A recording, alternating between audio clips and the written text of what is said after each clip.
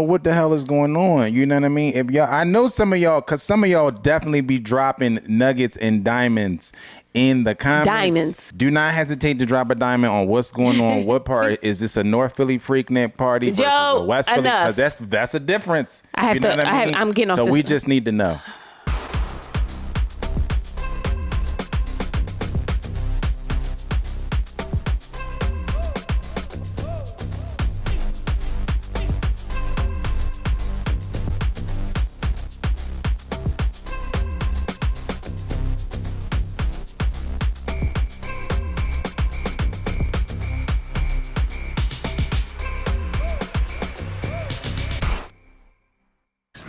Hey my loves, welcome back to our channel. Thank you so much for joining us again. I'm your girl Intisar Eleanor. I'm joined by my beautiful husband Zar Conner, and we are back. Welcome back to the Conner's Couch. Thank you guys so much for joining us. We had an event. Joe had an eventful weekend. I was being a mother. So Joe, tell us about your weekend. It was a good weekend. We was had to hit the road with the rock band. Otherwise. We had a bunch of shows in Michigan. One was at the legendary Machine Shop, which was really dope experience. That was my first time there playing that venue, and it was dope. It was like a really great turnout. We had a line out the door like 2 hours before the show even started. We always get these weird towns. I guess Michigan's not a weird town, or Flint isn't, but. We get in these weird towns. We get a lot of support from these like weird towns or whatever. So it was good. It was humid. People come to talk about Vegas heat. Without the humidity, Vegas heat is nothing compared to like some of these. It was 89 and humid, and it felt like it was 200 degrees. Yeah, because it's probably sticky. Yeah, it was sticky. It was flies and bugs and stuff. Ooh, we're not used to that either. Nah. We are coming in on our baby's due date. Actually, this week, she was born, for those who don't know, Nala Zane, that's her name. She was born 2 months premature. Mm-hmm. So her due date is actually August 14th, and I'm being transparent about that. I don't know why, but I figured because I want to share with y'all like my cousins, and I feel like y'all need an update on the baby. You know what I mean? But she's lifting her head. She's doing well. She did pretty well sleeping. I don't know. I kind of slept last night because I've been on duty for like. No, she didn't sleep at all last night. Oh, okay. But she's strong. She's definitely strong, and she getting bigger, and she eating around the clock. But other than that, she's doing really well, guys. So keep praying for our baby as she kind of get out of the gestational age and get to her actual age. Technically, she was supposed to still be in the belly by now. So, crazy. The thought of it, right? Because she's here and her eyes are open and she's just looking around and it's just wild. Like, who gave us kids? Right. Let's dig on in. Today we're talking about Ready to Love. Things are happening. People are getting kicked off and tables are being shifted. Yeah, I don't love that. Also, I thought we was jumping right into the goddamn retreat or whatever. I know. We had another episode of people meeting people, which we didn't need that. I have so much to say about these meet and greets that I am vehemently against in almost every show that we talk about. Exactly. And it proves me right every time, especially when you get people that just are very unserious about it, which the friends are taking the cue from the main person, whoever the dater is, right? And so I think a lot of the friends, to me, had unserious questions. You know what I mean? Like asking a woman about her sex drive and all of this other silly stuff, and polygamy unserious. And all of this stuff. And I just think that, we can do without this. I think there's so much more that you could do in a week of filming that would be more constructive to moving these couples closer to their goal rather than meeting a couple of the people that they hang out with at bars. I agree. So I am of two minds. My first mind is if we're going to do it, I think we need to meet the men's exes versus the women's. And that's primarily because we don't need to meet any exes. If we don't. I agree with you there. But I'm saying if this is the format, right? Like if we're going with them, I think that it's more important to me to meet a man's ex, not because those things matter, because I genuinely don't believe they do. But if we're going to do this exercise, men lie about how they'll tell you any kind of story to absolve themselves of responsibility. So why wouldn't we want to meet somebody who could speak to who this person is in relationship? Because they obviously see themselves differently from what they put out. For example, loved having Hussein on and everything like that, but he described himself as a communicator. But in these episodes, multiple women are saying the exact opposite of that. Like, you don't communicate. You know what I mean? And when we have these kind of like conflicts of how you see yourself versus what you actually, how you actually present to someone, you know, I can see the value in somebody else's perspective. The problem is that people be haters, and your exes be haters, and not even haters. Your exes be like, we shouldn't have to litigate these things with people we are no longer with. And I also think it's unserious to be friends with people you are no longer with. Not only that, but your exes could not be haters. They could be in love with you. But hate is the opposite. It's just highly inappropriate, and it doesn't get you anywhere. People are different in different relationships. Point blank serious. Like, period. Like, so it really doesn't do me any good to hear, you know, especially that they done left you. So, you know what I mean? This is your ex for a reason, right? But also that if they had all these glowing and wonderful things to say about you, y'all would still be together. Ex? So I just think that it's a waste of time.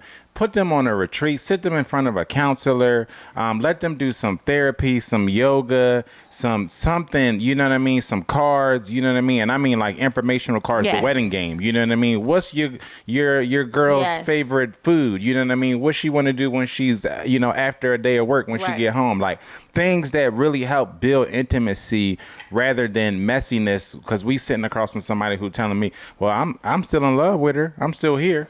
We're going to chat about both episodes a little bit. And for me, what I would say is the standout for me was Jay, because he clocked something I don't think I was clocking in real time. Like, he was talking about how Kiara bought on her ex. Mm-hmm. This ex happened to be somebody that was clearly still feeling her, but was also a predator. He was trying to groom her. He was grooming her. And then admitted it. Like, oh, yeah. Then he said, I waited until she was of age. You a lie. But then come to find out, y'all got a 9-10 year age difference. Like what? It was so refreshing. And to see him and to see Kiara, it really do be crazy how people are predators in that regard. And because he not even nowhere on her level.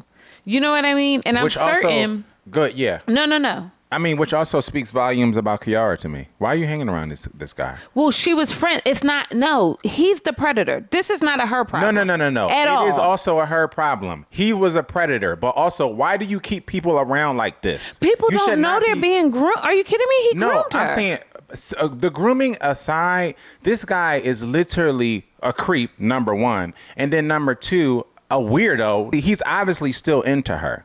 This is not somebody who you should still be hanging around. This speaks to your judgment of character. You're an adult now. You understand what I'm saying? Okay. He is the manipulator in this situation. Right. There can be an argument that she doesn't have a great judge of character as an adult woman. Right. Okay. But I don't feel like what their relationship was rooted in regular adult relations. Oh, no. Not what it was. I'm talking about today. And I don't think him nowhere. But that's not understanding being prey to a predator, right? This is not a situation in which she is going into this with a man brand new or anything like that. This man groomed her. There's such a big thing that we're missing when we say grooming. He groomed her to want to be around him. It's like Stockholm Syndrome. So it's like you don't even know that you are in it and it's a problem until somebody from the outside, like a Jay, could call out like, no, he's a fucking predator. Kiara, does that make sense? Nothing about it is lost on me. You don't think at the big age of 33, and nobody in Kiara's life said, why are you hanging around this guy? Jay heard her. I think you can't understand me and still ask that question. Jay heard, you absolutely can, because two things could be true. Jay heard the story and immediately was like, that was weird. This is a strange. She just met Jay. Jay immediately was like, the math doesn't math. This is weird. This guy is a weirdo. But she is the one in it. No, I understand. So she's the one being groomed. We're going to put that on her. I'm saying that you think Jay is the first person to ever bring this up? That matters not when you, that's what I'm trying to get you to understand, right? When you are in it and you are being groomed, it's not. She's not in it anymore, though. But she's that's 33. not how she met him when she was like 9. But Joe, what I'm trying to get at, honey, you are all of the facts that you are saying are correct. The problem is that that's not how these type of relationships work. It's just not. These people who are in it don't feel like they're doing anything wrong, despite the fact that she was prey to a predator. Despite those things, right? That matters. Because then how she deals with him is not how this grown woman rocking and rolling is dealing with him. It's how this young woman felt about this older young man giving her attention and affection. So what responsibility does Kiara bear today? She bears that what you said earlier about like her judge a character as an adult woman, like the fact that she hasn't come to that, there's some unpacking that needs to go on there. That's all I'm saying. I don't want to twist this on her too much. We're not twisting it. That's all I'm saying. We can't get to these big ages, allow these people to get on these dating shows, sign up for these dating shows. Just off of the conversation that I heard that them having at the table tells me like this is not somebody that you not only should you not be hanging around, but you shouldn't even be bringing this person to meet another person that you're interested in. So you know what I mean? Yes, and part yes. So my other thing is on the other side and kind of going with what you're saying. What is deemed serious for some people is unserious for others. Does that make sense? Yeah. Like if we're looking at this in all things being considered, they're the same age. They just, she was whatever. All of that working in their favor. I feel like I still would be like, what is going on? Like, you know what I mean? 100%. Like, I don't understand this dynamic. He wants to deprecate you because on top of him grooming her, he wanted to insult her in front of people. And he did it right in front of her face. Right? So there's like more than enough red flags to go around. But I do think that like she does bear. This is why this particular thing is so unserious. Because why do I need to? I don't even think it's helpful for somebody to see, in particular, a woman. I think there's value in a woman seeing what another woman says about a man. But I think it's invaluable when it's the other way around because all you doing is showing this man how low to the flow you willing to be treated. Your ex in general, it's coming from a place. It's coming from a deficit. Right? People evolve, people improve, people might even evolve in the wrong way, right? But this person who is now doing life with you today, if you're Jay and Kiara or Angie and Cameron or whoever, they have no concept of what your relationship is right now today.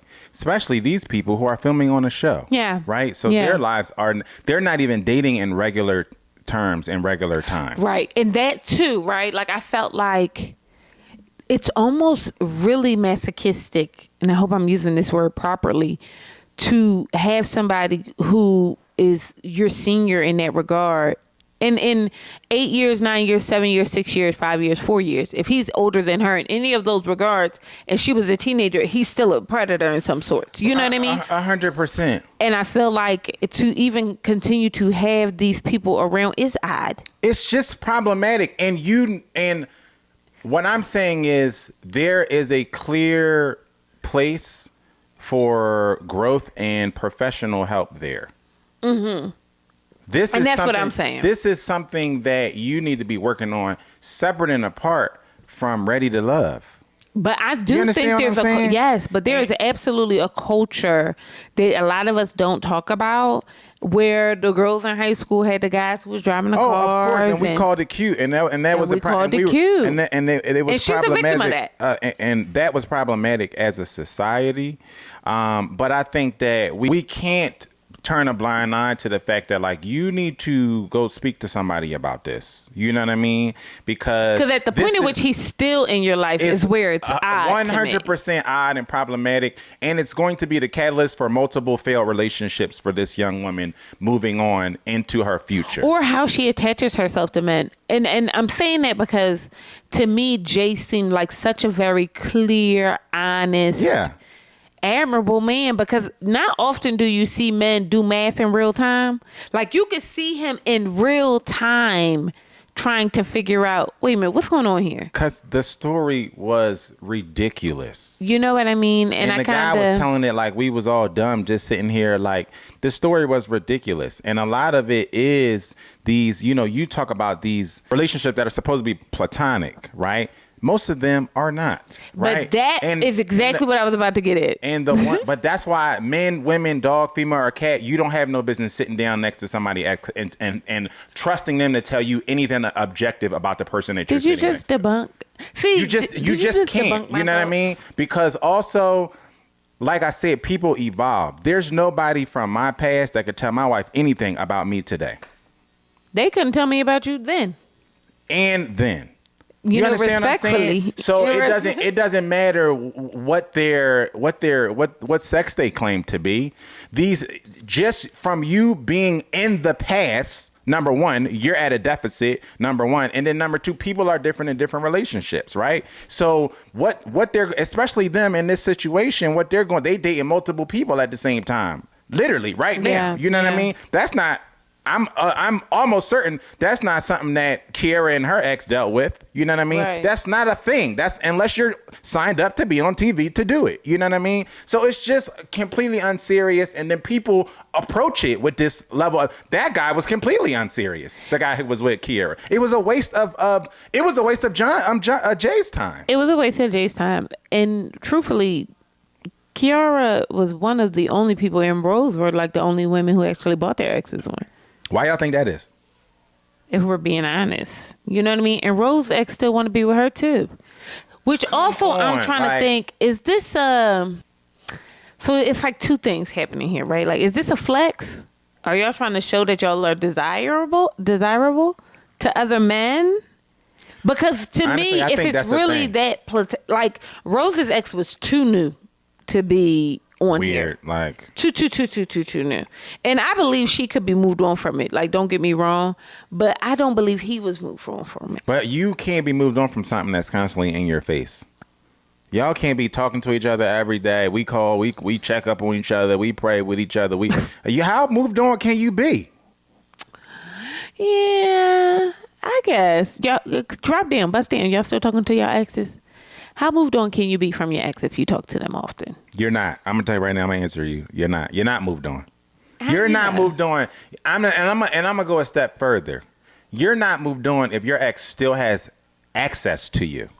Period. Like any kind of access. Any type of access. You're not moved on. Why do you feel so strongly about that? Because you just leave the door open. I've seen it. Look at us. She was married to somebody else. Oh my God. Don't tell my business. I mean, let's be real. Like, I'm a living proof of it. You know what I mean? And I never worried because the door was always open. I always had access. As long as you have access, the door is always open. Period. I'm about to end this podcast right now. It's true. You know what I mean? A lot of y'all just lie to yourself and you tell yourself you moved on. You tell yourself you're strictly platonic, your friends, your buddies or whatever. But a lot of y'all is just keeping options around. That's just the truth of the matter. He is so annoying. Okay. And, truth be told, I agree with you. And I agree with you on the level of it don't have to be exes, right? I genuinely don't believe in male and female relationships. It don't have to be exes. That's how I feel. So for me, it's a step further. We strict around here. Because a lot of times people play like you don't know that this person is into you. But so I remember, I probably told this story 1,000 times. So here's 1,001. We were all having this conversation and we were in a room full of people and everybody was looking at me like I was crazy because I said that. And it's so hard being me sometimes. No, it's hard. It's so hard because that's the title of this. It's so hard. It really is, because sometimes I'm in rooms and I'll have a very genuine, it might not be honest because honesty is from me, right? I perceive it as honest. Somebody else might not perceive it that way. A very genuine response to things, and people will try to play in your face like you stupid as the day is long. Like, oh no, I'm above this. I would never know. Me and my male friends, we didn't. Blah, blah, blah. But even Angie, her male friend, she was like, oh, we tried to be intimate, so y'all did some. There was something there. That's the craziest. Let me tell you, the weirdest, wackiest, sorry excuse for a friendship story is, well, we tried to date and it didn't work, so now we're just friends. I don't like nobody that much. Never. Who told me that? Somebody just said that to me. Somebody's just waiting their time. That's all that is. So in every scenario like that, somebody is just biding time. Yeah, there is because no we tried to date and then what? Yeah. We tried to date and then now we just are. But also, you're not obsessed enough. Like, you got to be like, you didn't try hard enough if all we're going to do is be like, all right, fuck it, we friends. Because by that logic, like, we could just be together. It's so silly to me. Like, it's just like, oh, we just realized we better off as friends. No, we're not better off as anything. You're better off as dust. You could just be together whenever it's convenient. And a lot of people are. Then also, you know what I mean? Like, let's be for real. So it is a very odd conversation, like, you know, that we're having and people are navigating. And Deanna doesn't bring anybody, but she goes out with Khalil and Naeem. It's a reason why these people are not bringing exes. But she was the only one honest about it. She said, I don't have no good relationships with my exes. And you know what, baby? That's right, Deanna. They don't like me and I don't like them. That's why we're exes. And you don't even have to not like them. I know, because you just don't have to communicate with them. You know what I mean? Like, that's all it is. You just don't have to communicate. You don't have to communicate at all. You can hit a little like on Instagram and that's it, and keep it moving. You know what I mean? Like, it's nothing to see around here. And I feel like I said, Rose's ex was a little too, first of all, he was handsome, but then he was also like, you know, I wasn't ready. Seemed like he was giving her a speech to be ready for her. And I'm just like, what is happening on this episode? Why would you show up? If you weren't at all still interested or had... Yeah, y'all that pressed to be on TV? Why would you show up? Well, I'm saying that like people aren't that pressed to be on TV. It's weird. Very, very odd. So this episode, we actually had the opportunity to meet with the men's friends. Too many weird things going on here as well. Too many. But some standout ones that I thought was pretty good. And that was Khalil and his friend. He has been friends with this guy since he was a young man. I think they said 15 years or something like that. 11 years. They were roommates and went to college together and everything. And I like this conversation Khalil had with Deanna and Tay because I felt like he's asking real questions. You know what I mean? Like what? Like, I felt like when they were having a conversation about how do your communication style, and she said, well, I don't need anybody who, you know, you feel free not to text me all day. Like, you don't have to text me all day. You don't have to do this. You know, I'm perfectly fine with that. If I see you the next day, that's cool. And Tay was like, no, that doesn't work for me. Like, we need to check in. But what I liked was, Khalil's friend made a point to say, oh, so what you need reassurance? And Tay said, no, it's not about reassurance, which I made the same face when he said reassurance. But I liked it because Khalil stepped in and said, no, I want somebody to be all over me too. I want you to be clingy. And used the word that his friend used negatively, clingy, as like, no, that's something that I want from my partner. And that made me realize like, oh, I like this. Because he also, that's a man to me. You're not going to define what I want. But he shouldn't have had to do that. He had to do it because he was having a conversation with somebody who was completely incompetent about adequate relationships. Who was that? The guy who perceived it as like, oh, Tay was saying that she needed to be constantly reassured, like her confidence was in the basement or something like that. Right. Like, that has nothing to do with it. That's not at all what she was saying. And I think my issue with these things is like, there's no bar. Like, at least say this week you're meeting with friends that are married couples. You know what I mean? Because as a married man, when you hear that, you don't hear like, oh, you gotta watch out for her self-esteem. You know what I mean? So they meeting with these guys who's still in the streets or still outside Obviously. or whatever. You know what I mean? And they hear things and interpret it a very different way than somebody who knows what doing life and doing relationship is like, and it just causes the conversation to go in a way that just causes constant eye rolls for people like me who are actually doing relationships and think that these conversations are remedial. And I think there was a theme here of not wanting to speak to the person that you're dating. Like Deanna said it, Hussein said it. Like, oh no, I don't need to be. Not, he didn't say it. They kind of exposed his actions as being somebody who doesn't communicate back or responds to texts or phone calls. And I think that there's something to that because I think everybody is so busy. I don't think the misconception is that it's busy. I think that it's like. And the truth of the matter is we had a conversation with one of Zar's friends about something similar because she asked Zar, like, oh, you don't want to like not go out with Joe? Take a break. And she was like, no. And I think the basis of that conversation was like, we like each other. So. And no, I get angry. I don't have a hard time like wanting to go somewhere with my wife or accompanying my wife somewhere or talking to my wife or calling my wife or texting my wife. Like, I think that at the core of a lot of these issues is that y'all just don't like these people. And that is it.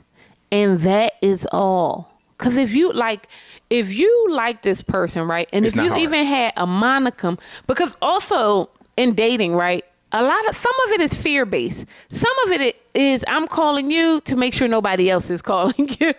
I'm going to stay on that ass because I don't want nobody else on that ass. A lot of times it's that. You know what I mean? Yeah. And I don't see enough of like people being worried somebody's going to get snatched up. Because if you like that person, you literally are drawn to them because you want to be a part of their time. And in their orbit. And you don't have time to even do the games. Like, well, I don't know. I don't want to call him first. Oh, I want you to be surprised. I want to set the vibe when I see you. What? It's so unserious to me because it's like, one, we're grown.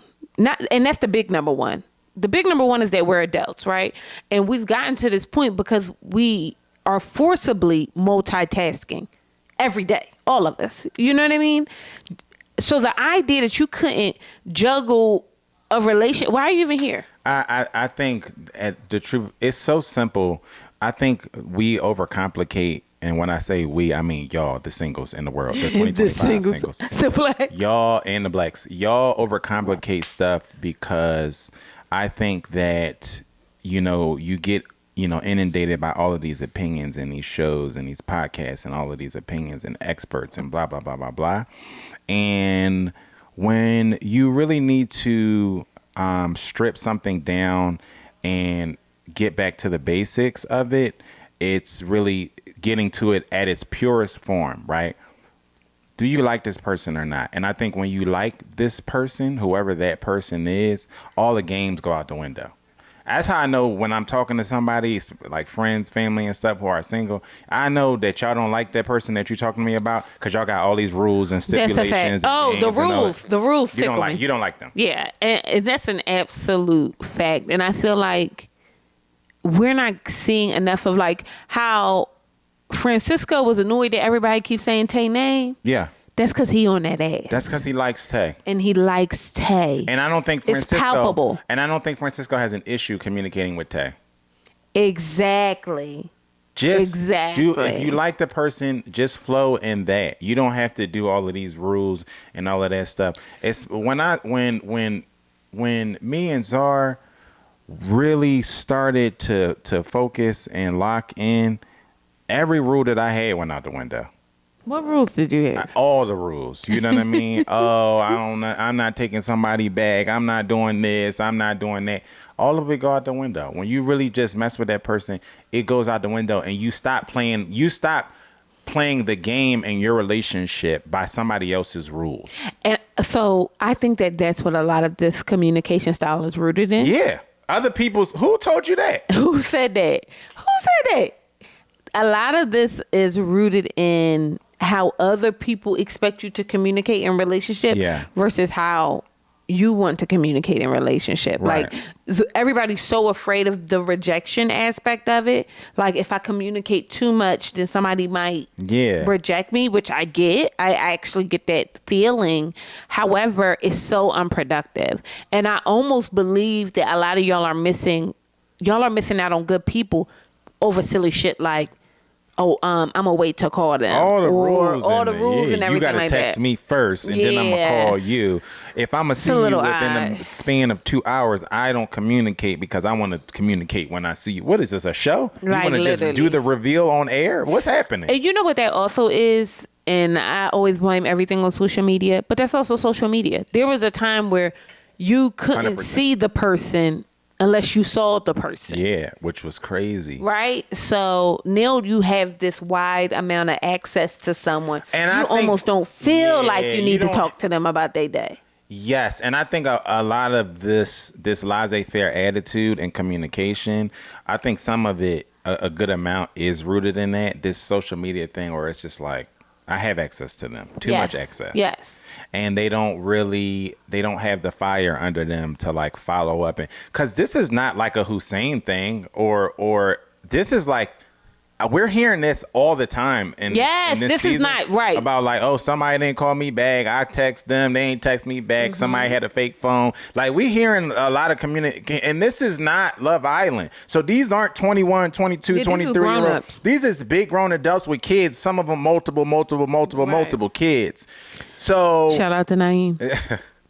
And so I think that there is too much influencing going on in allowing extra and outside influences to dictate how you move in your relationship, especially relationships that you're pursuing. Yeah, I agree. I completely agree. But I do like the conversations that were had. Francisco's friends show up. It was Jax, Frank and Fred. I don't know. I wrote the name. Frank and Fred is crazy. I did write it down now. She just Dre, Jax. Hussein's friends are Dre, Jax, and Lee.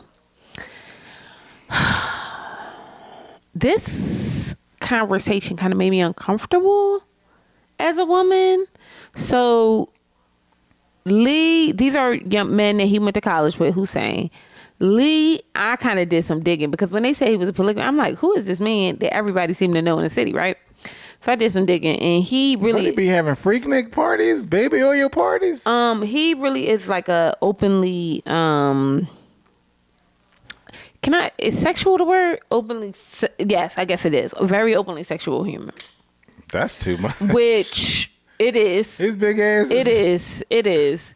And I thought the whole conversation between him, Hussein, Rose, Lee, Jax, Dre, and Angie was just so all over the place and inappropriate, completely inappropriate. Wow. It made me uncomfortable as a man whose woman was not at the table. And there's no way you could sit at the table with me and ask my woman anything about her sexual proclivities and without getting cussed the fuck out. There's no way. It's just that's insane. That is insane to do. But it was the asking of that, then also trying to introduce them to a new lifestyle. And this is my issue with the polygamy BS, right?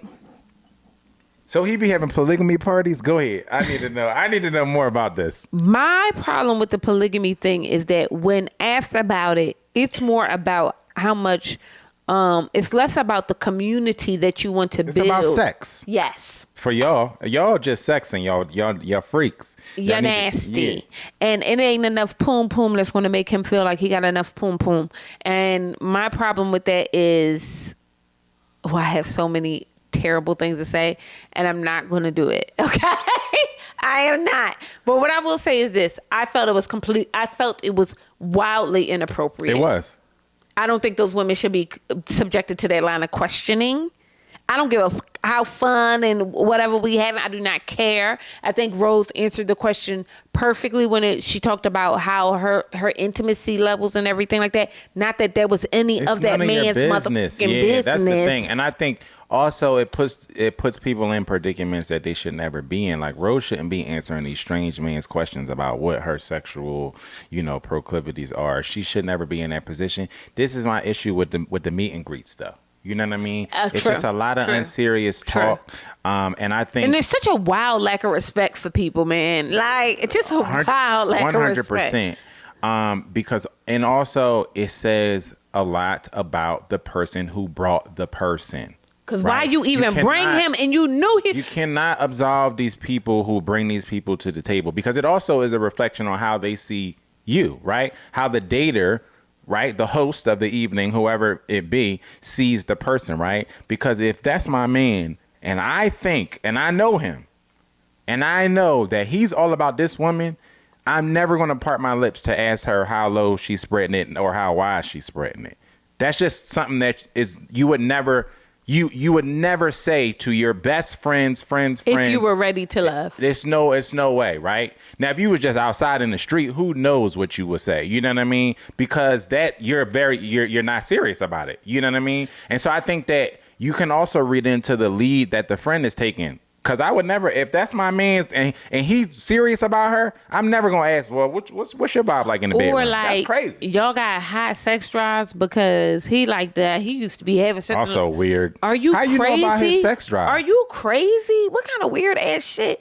You trying to tell me you was listening to this grown man screw somebody? You don't have a hobby? Why would you comment on your boy's sex drive? That ain't weird. I heard him through but not only that, Joe.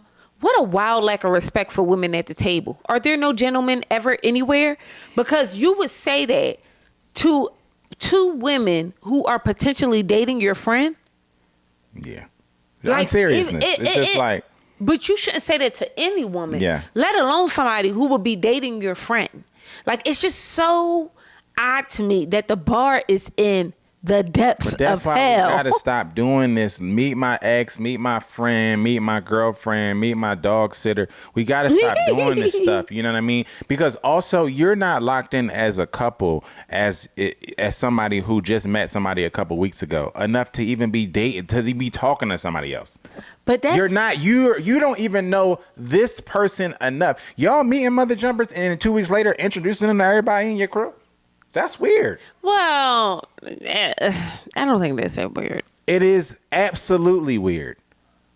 I think nowadays it's weird. I think when I was younger, that's what you did. Like, you would meet a guy, you would date, and then your friends would hang out with their friends.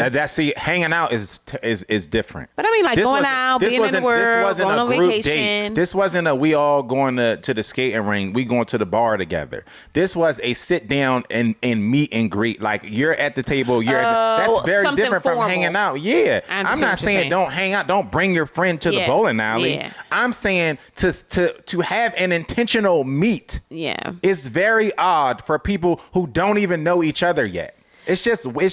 The whole thing was weird. They tried to make a thing out of Angie knowing the guy Lee, which also I thought was like... So Lee be having Freaknik parties, y'all? Somebody tell us, like, what's going on? So let me say that I'm not going to answer that question. Because then, did Angie bartend one of the Freaknik parties? And if she did, that ain't none of our business, Angie. Go ahead, girl, get your Angie trying to date somebody on the show, so we need to know what's happening.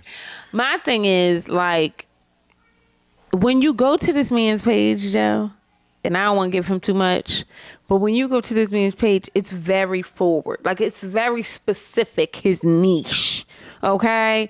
And to me, it's kind of like, there is nothing more cringy or disgusting to me than to see a man speaking so openly.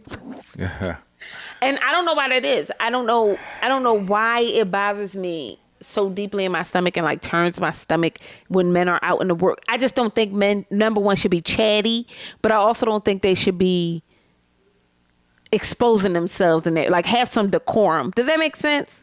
I'm curious. I don't even know what I'll we're show you talking about. It's a mess. But if this man is over here trying to be Diddy Part 2, y'all need to report this. That's what it's giving. Okay, I didn't even know Philly trying to ask a woman about being in a polygamous relationship by way of why couldn't y'all do this together? Like, it completely disrespects the community of people who are actual polygamists who believe in growing and being together. Real polygamists and whatever the nasty shit you got going on. We're not going to keep too much, but real polygamists aren't doing it just to have big orgies, y'all. That's not what real polygamists do. And we know that because we know. You know what I mean? Yeah. Okay. We know people. I just feel like it's just such a weird thing, and you want to cover it up, like, but we've been hearing a lot about this. That's because social media fuels trends, and it's It trendy does. now. You know what I mean? And you It's trying to trendy. tell me you got all these women in your life and you couldn't get them to get you to the orthodontist? You got all these women in your life and they couldn't get you on a shirt that fits. You don't have Okay, it's you got all this going on. That's what I mean. You don't have community. You got poom poom on the phone. You got poom poom on call. There's a difference. It's just really disgusting, and I hate to see us having these stupid ass conversations with each other, because there's real things that we need to be getting down to. Like the idea that this was such a sex forward conversation and we really could be asking Hussein questions about who he is. Rose willing to take any bit of piece of man. She don't give a damn. Oh, he loved too hard. Oh, I love too hard too. Oh, he loves to the left. Oh my God, I love to the left too. Oh, he like, girl, shut up. It's really bad. Like but this is what I mean. Like, Jesus. I don't think talk about somebody being ready to love when we are now at the point where like real people are being kicked off, and we know we had eliminations before, but like they was kind of frivolous. Like, you know what I mean? True. Like now True. this is Naeem is the host of the show, and he got kicked off, which is But honestly, he got kicked off at the correct part. He did not need to go before this because we needed more of his personality. And I don't think he should have went this week. And the truth because is, I wanted to see him in the house at the party. But he didn't have nothing going on. So. But the thing of the matter is that we got people getting kicked off and all of that stuff. And I just feel like it's shocking that some of these people are still here. Like Rose, with all due respect, who, like you said, is she Play-Doh. Like, no, I get why Rose is here, but she is giving Play-Doh. And it's just like, nah, that's not. You're not ready to love if you just ready to love anybody. Which I love that she has a lot of love to give. Okay, I love that aspect of Rose. I love that she put herself out there. I love that. Not enough women do that. You know what I mean? I just don't want her to be in a position where she's contorting herself into a pretzel. And that's what it feels to me. Okay. Because I do love that she puts herself out there. I love it. And I think she has light energy, and I think that she's, living in her femininity, which I love. But I do think that she needs to pull it back some. Like, you know what I mean? Just in the sense of like, it does feel like one, very intense, which is hard to, it feels like she's pressing, and that never yields the results that we're looking for. And if I can equate it to something, they were talking about Shador Sanders, right? And him playing in the preseason game, right? And how he just went into the game and he did so well because he just was confident in himself going into the game, and he just did everything, even down to his tunnel walk, the same as he would normally do it, right? And that could have went left if he'd have went in the game saying, I got to be great, I got to do good, I got to throw 3 touchdowns. Like, when you press, it's like it doesn't go well, and it feels like she's only still single because she's pressing in dates and conversations. It feels very like extra charged, and I think that that's the only reason why she's still single. Yeah, because honestly, other than that, Rose, I have no notes. I think you're a pretty woman. I think you're smart. I think you're funny. I think but there's something that I do think that you try to make fetch happen a little too hard. And men can feel that immediately, and they might not know how to explain it or communicate it, but they can feel that. And most men are immediately turned off by it, even if they are immediately attracted to you. Most men are turned off by that. We got somebody who we're very close to who does that, and I think that's her issue. She gets into these situations with these people who could be great matches, but then she presses and she does too much, and then you're like, wait a minute, slow down. Like, you have to slow down, because then they are now like the prize, and they move like it. And they move like it, and that's what Rose is doing. Yeah. It's like, no, girl, you're the prize. Yeah. You know what I mean? Like, you're that girl. Yeah. But I'm not getting that from you, because I feel like we're centering these men. Yeah. She don't have that. She definitely don't got. But she is that John. So, yes. So that's the problem, Rose. But not too much on you, because you're awesome and you should continue to be as great as you are. We just want to help you dating. Okay. Yeah.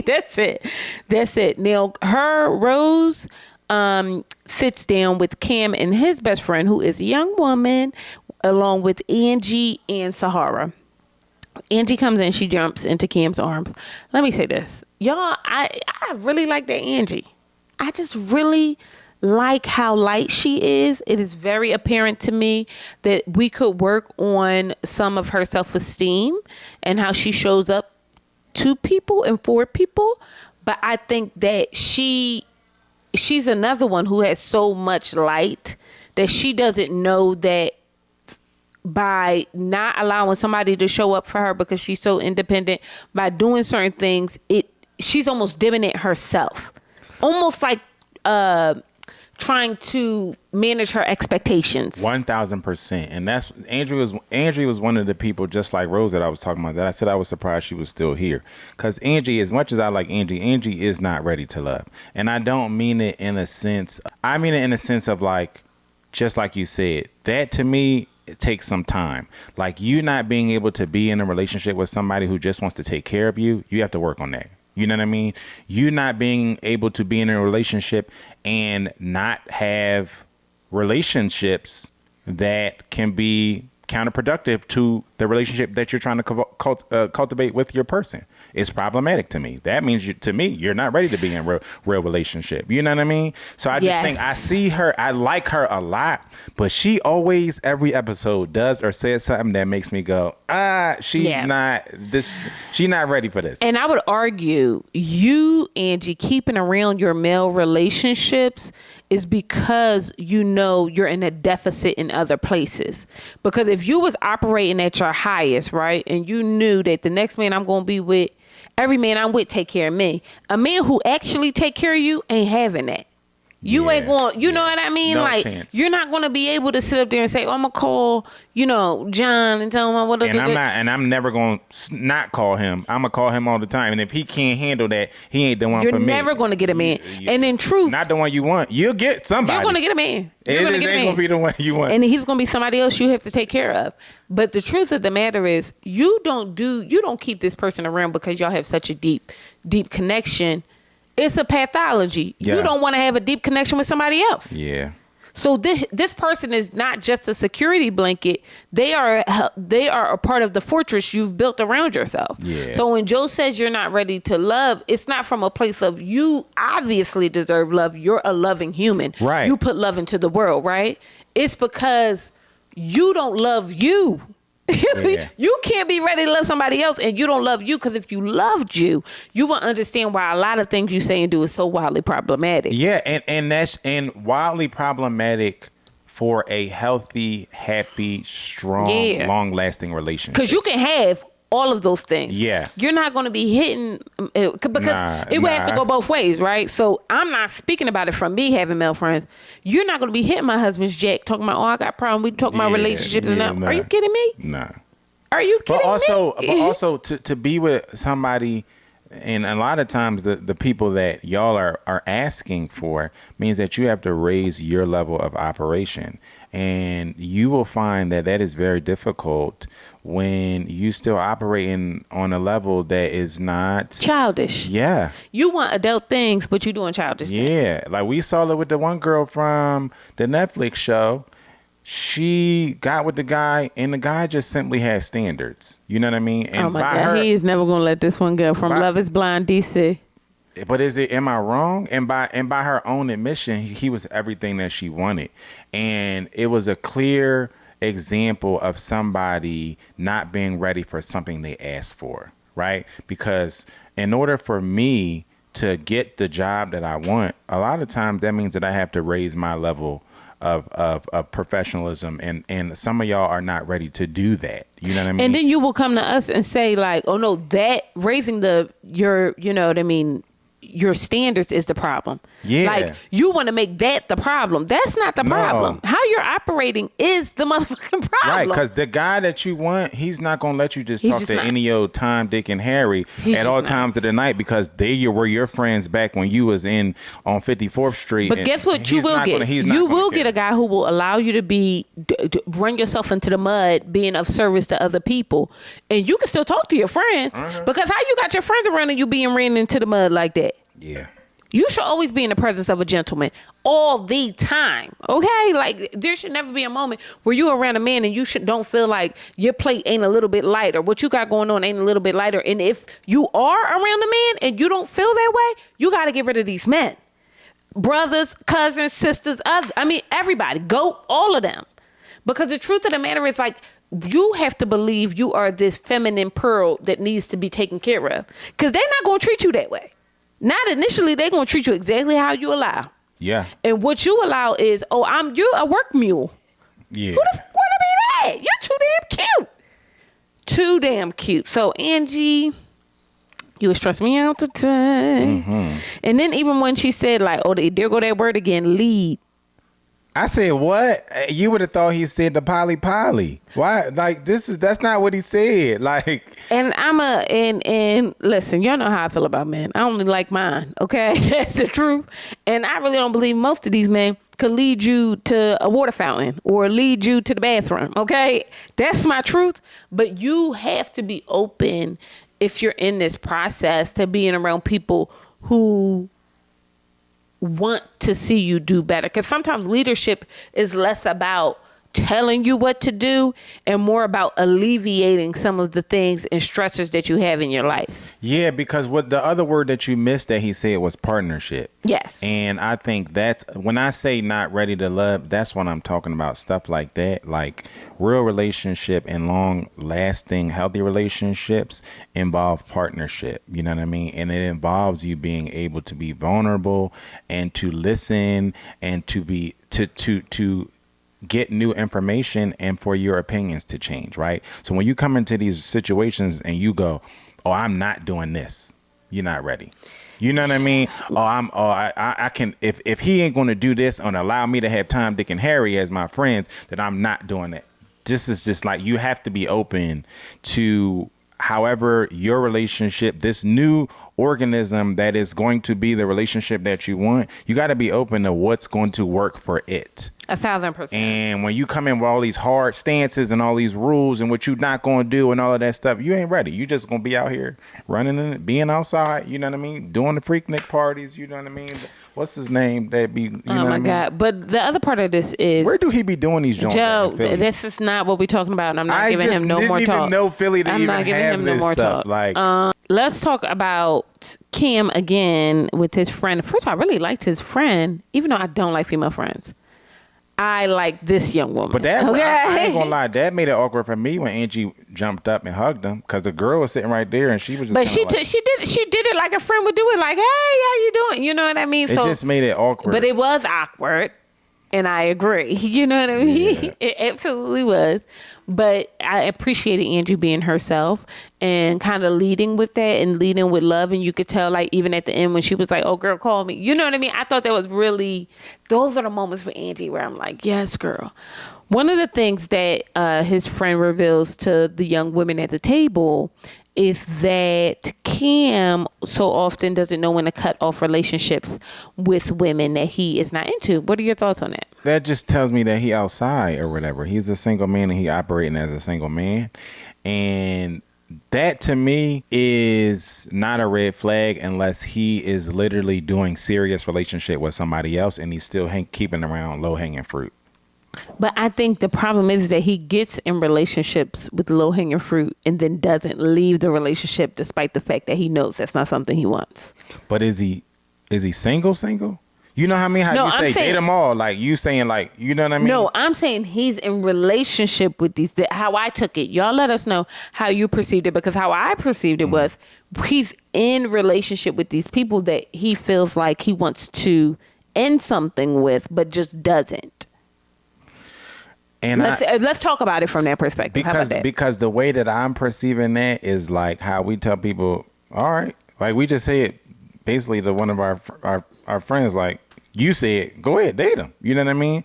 We already know that it's not really going nowhere, but you ain't got nothing else going on. So go, you know what I'm saying? That's how so my thing is, if you're single, it's not problematic to me if he's single. You know what I mean? Now, if he's doing that and he's, you know, dating somebody serious and he's keeping these other, you know what I mean, this low hanging fruit around, then it's problematic. But if there's no other options and he's doing this, then I really don't, you know what I mean? Like, he's outside.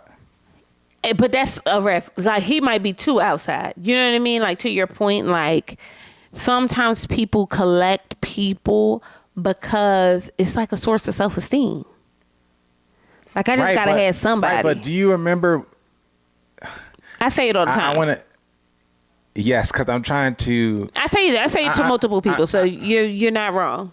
So I'm saying, you just told somebody to do this thing. That's So what I'm he's saying. saying that I do tell the young women. So I want to be specific about this because I tell black women, specifically the black women who come to me and talk to me about relationship, that they have to learn how to date. And sometimes dating is just being and being around like different energies, just trying to see how you navigate them and things like that. So to me, I perceive that as that's what Cam is doing. Okay, he's that's dating. how I could be wrong if we can get some more insight from the best friend or whatever. Yeah. But that's how I perceived it, and I typically look at that as whatever. Now, is that my advice? No, I don't tell people to do that. I don't tell people to. I don't think you should waste your time. Like, you know what I mean? So if you are, a lot of times when people do that, they're avoiding being alone. And I think that so many good things come from quietness. You know what I mean? And I don't even mean relationships. I mean, just go somewhere and sit by yourself and don't have no noise and don't have nothing on. You'd be surprised at how much you get done, how many thoughts that you are able to connect. Like, I think a lot of people are scared of quietness and are scared of being alone. And I mean alone with their self. And to me, if you are not at the point in life where you can just sit with yourself and be okay with that, you really shouldn't be in a relationship. So to me, when I see people doing that, it tells me that they're running from something or that they're avoiding something and that you're really not whole enough to actually be a good half of another relationship. I can see how that's an angle, for sure. Okay, so when I think of how, I've seen women date around me or I've dated, anybody who know me know I'm like Elizabeth Taylor. It is, listen, I love male energy, or did at one time like a lot of male energy. And so I believed in dating as many people as I wanted to date. And I feel like there's so much value, specifically black women who are rooted in like religion and all the stuff like that. It's so restrictive and constrictive and tells you constantly, people tell you constantly what to do in your life. You know what I mean? Especially as a black woman, it's so important to go out there and have options and do things freely, including exploring yourself through love and relationship. I'm not saying, being all open and everybody seeing your feet. I'm saying that you really just being around different energies and seeing how that you sort that out is wildly important, because they will have you out here 40 something if you want to be married, unmarried, no kids, no prospects, no nothing, and you still trying to figure out who you are. That's what I'm saying. But it's a balance, because you can't give off, you attract what you give. You can't give off these unserious vibes because you're outside. We just got told a story of someone close to us who was pursuing this person, and the person, they rekindled. And when they told us a story about why they had to rekindle, why it fell apart in the first place, the story was told to us that this person was very seriously pursuing our friend. But our friend was still outside with their past exes and they whatever. And at one point, the person said, all right, well, you got to hit me when you're done playing around. And they stopped talking. And then when they, realized like, dang, I think it was something there, they had to dot their I's and cross their T's to get back to this person who was on the serious scale, right? And so you have to be in a position to make room and set yourself up, because a lot of times if you just outside running amok, you're not leaving room for the serious people. But I'm not saying run amok, right? And I think this is what some of these people are running amok. No. You get what I mean? You're correct. I want to clarify what I'm saying. Yeah, you cannot receive certain stuff. There's also so much power in not being afraid to say no, or to be in that quiet space. You know what I mean? Like me and you had a conversation a couple years ago, and I think that this is one of the things that I love so much about you, because it put a battery in my back professionally. And I went through a period where I went from doing everything, saying yes to literally everything, working nonstop. Like, I still work nonstop, but like I work smarter, not harder now. There, I was just working harder, and not making as much money, not doing a lot of things that I wanted to do. And then I went through this period of time where I was just like, no. And it got quiet and it got scary. You know what I mean? Because the checks wasn't coming like they was coming before. But that space was so pivotal in that next era of my professional career, where I started doing all of the things that I've been wanting to do, and planting seeds and getting bigger checks and getting on, like, a lot of that wasn't possible without that quality time. And it was scary, but it wouldn't, when I look back, it wouldn't have at all been possible had I not had that period where I was just like, you know what, I'm gonna know. I'm going to not do this. I'm going to not take that. I'm going to not take that. And I'm going to just kind of sit here and focus on this and focus on what I want to do and the bigger picture. And then those things started to happen. Relationships is a lot like that. But I think we're differing in this conversation, right? You're speaking from a place of overconsumption. You were literally working yourself to death, doing all these things, right? And then we had a conversation where I was just like, you're going to find so much value in telling the motherfucker no. Sometimes you just got to tell no and stick to your, gears, and then people will show up for you. They'll meet you where you at. My thing is, there is a population of women who have not done anything to serve themselves. Anything. Everything they do is to serve others. And I'm not even talking about men. I'm talking about their mama. I'm talking about their granny. I'm talking about their aunties. I'm talking about their sisters. I'm talking about all these other people get served, right? And then when you got to make a choice about how you want to be loved, who you want to love you, you don't even know how to do that, because everything you have done has been for others. Yeah, so when I'm talking about over consuming and being on and kind of taking in other people's energies, it's not from a space of it's from a space of lack. It's from a space of you've been operating at a deficit, that you have to do everything. Right now, you got to center yourself in everything. And that's not what I'm talking about. It might be mean, but it's about you. That's not what I'm talking about. And I don't have an issue with that. I'm saying that there's a demographic there that could be maybe a part of that, but not really what I'm talking to, who is Myers in unseriousness. Yes. And to me, a lot of those relationships are unserious. And I'm saying it's okay to just not.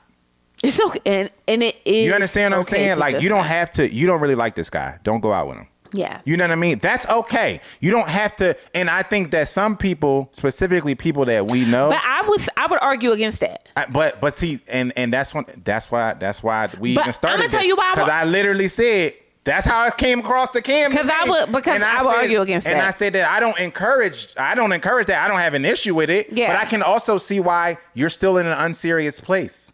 Because you have another friend who I think is amazing.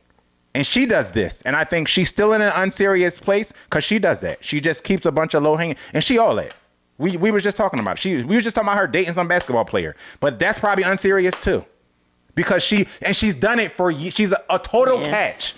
And this is what I mean. I think that if she just got to a point where she just didn't, she would be married already. She's on her and I've already had this conversation, but she's on the other end of the spectrum. She's on the end of the spectrum you're talking about. That is what I'm talking about. Right? But I'm thinking about, I want to say this person's name, but I don't want to, but the person I'm thinking about is very close to us.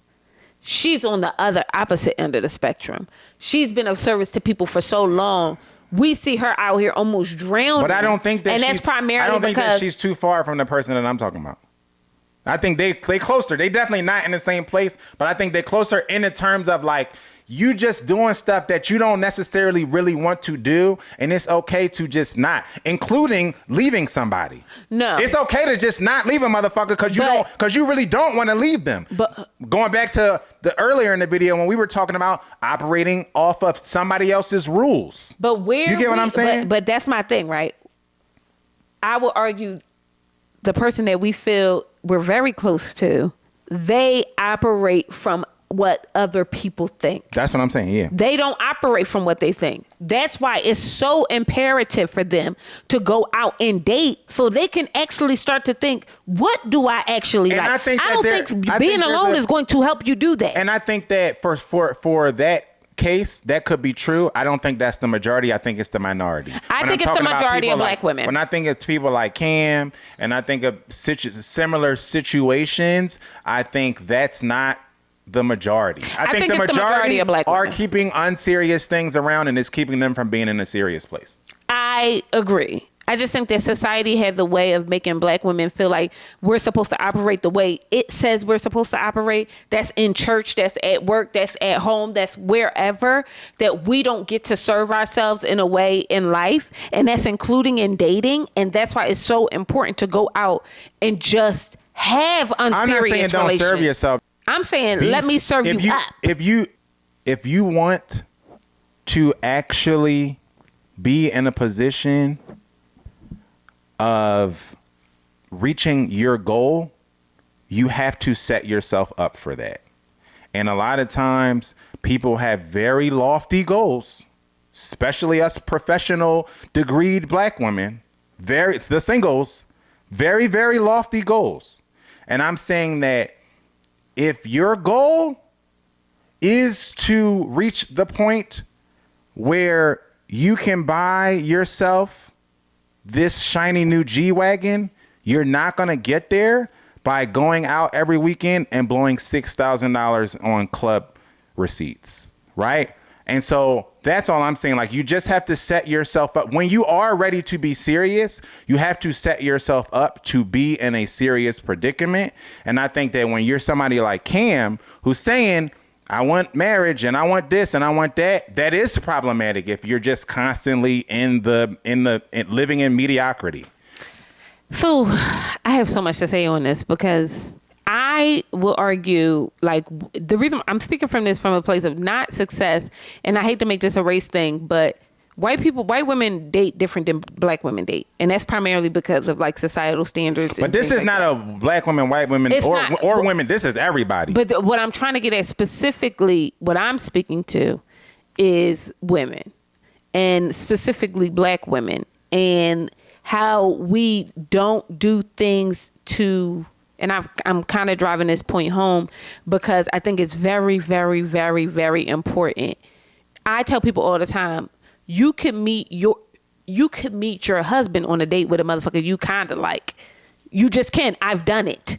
Okay, like, you know what I mean? It's been done. So in real life, you have to just set yourself to be in these positions to meet the people that you like. You're not going to meet them and you go straight home from work and you don't want to talk to nobody. You don't want to go nowhere. You don't want to get dressed up. That's you don't not want what to do I'm things. saying. Yeah, no, I'm that's not saying not what that's I'm saying. not what you're all. saying. I'm not saying that's what you're saying. I'm saying that there's a level that the people that you want operate at, and a lot of times they will not come down to you while you're out on a date with Tom, Dick, and Harry.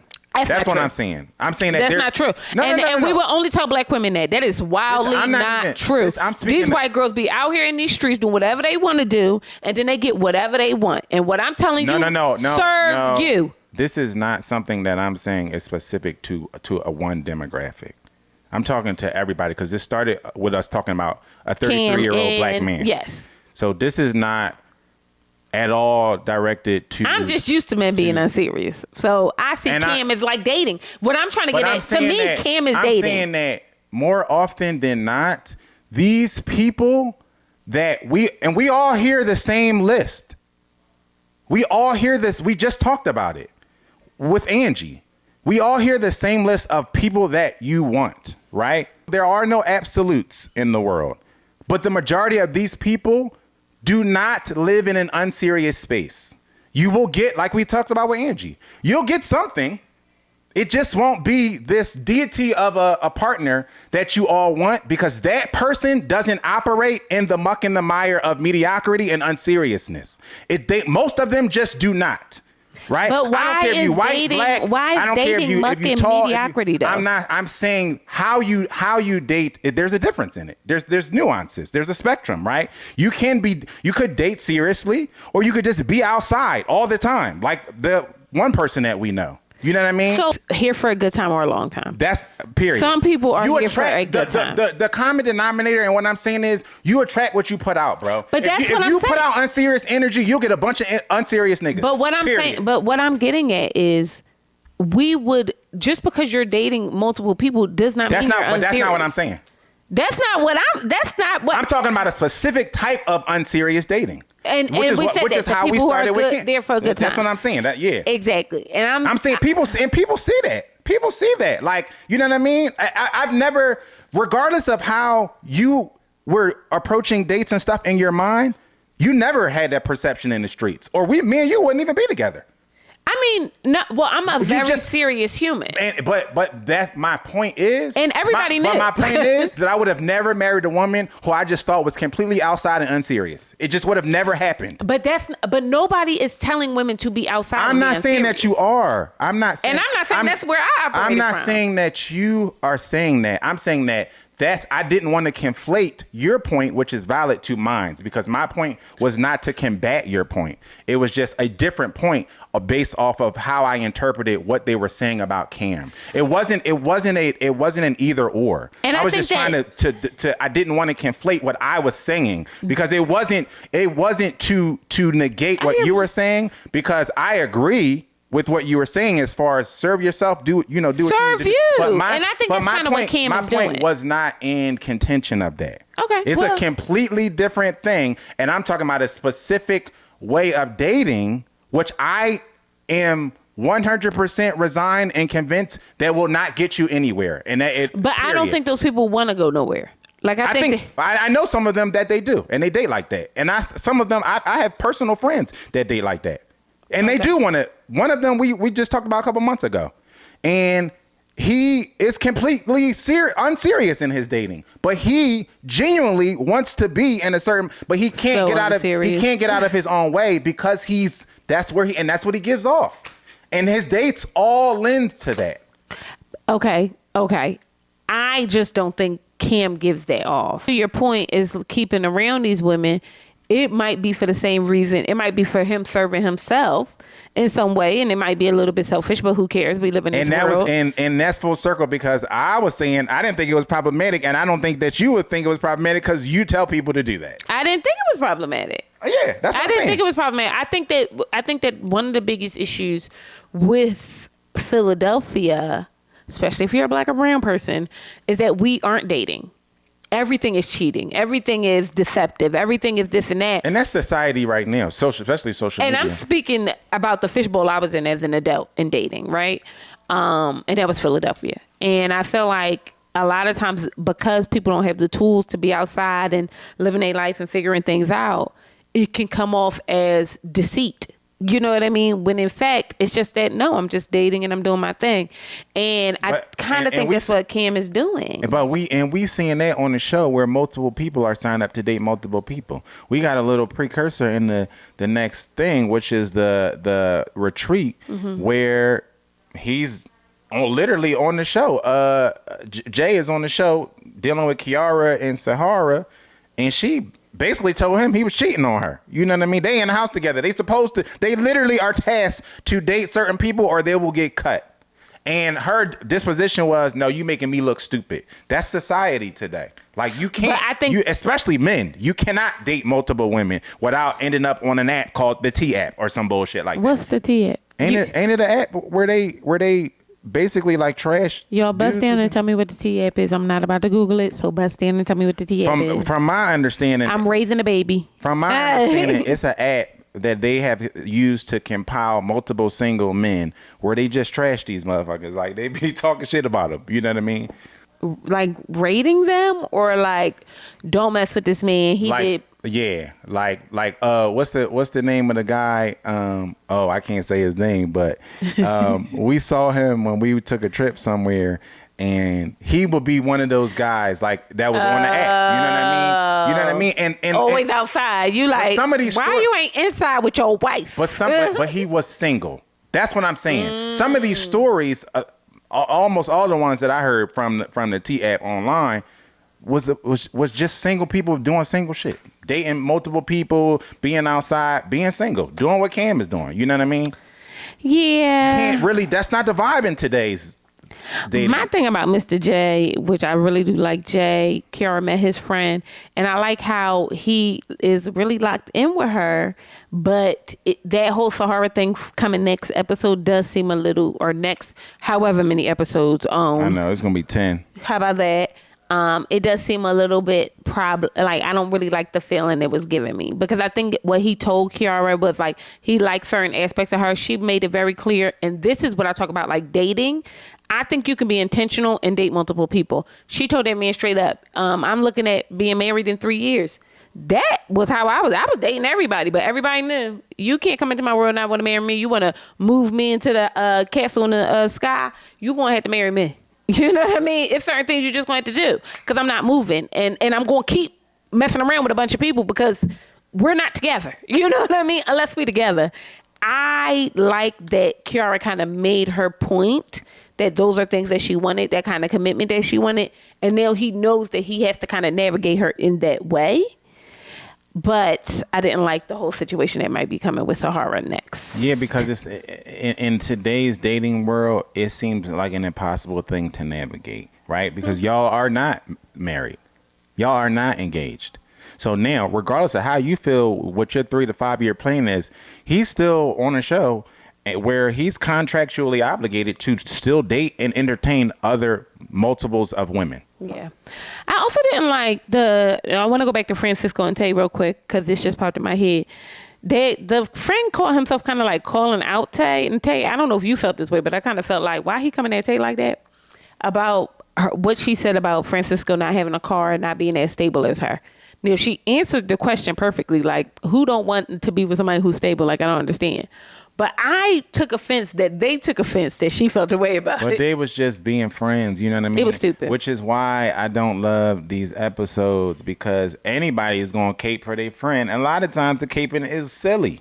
Well, you hurt their feelings when you said you didn't like that she didn't text you back or whatever. Like, you know what I mean? A lot of it is just unserious stuff, and they just friends being friends. You do a lot of overly loyal, silly caping too. You know what I mean? And that's because I'm gonna defend your right to be wrong. And they was doing the same thing. That's why we don't need to introduce the friends. Like, leave them home. We don't need to, because me on there. No, because you would be doing the same thing. I'm gonna get them together. You would be doing the same thing. I didn't like that you didn't bring her a water bottle when you came back. I would never. I'm not even like that. Don't play. Don't pull it. I'm not even like that. Okay. At all. Like, sure. Naeem gets voted off, and rightfully so. Which is some bullshit. It was. He got voted off because he had too many kids. The truth is, it's he nothing. He ain't the first person on this show to have multiples of children.